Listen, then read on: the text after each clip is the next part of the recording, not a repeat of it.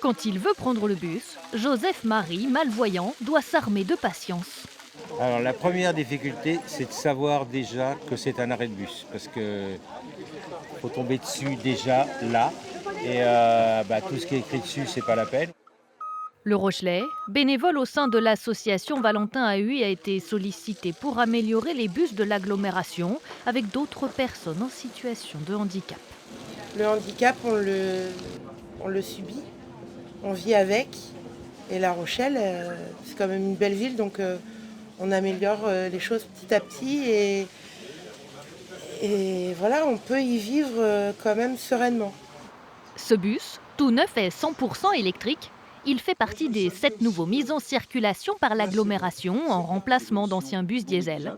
Et cette flotte, créée par un industriel de Sévrien, a été repensée pour les personnes à mobilité réduite.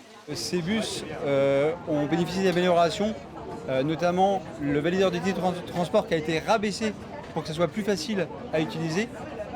Les écrans d'information qui ont été déplacés pour qu'ils soient vus de toutes les personnes. Et enfin, alors ça paraît un détail, mais on a mis 2 logos à l'extérieur des bus pour que les personnes en fauteuil sachent qu'il y a 2 places pour usagers en fauteuil roulant. Mais dans la pratique, il y a toujours des améliorations possibles. Le bouton d'appel, par exemple.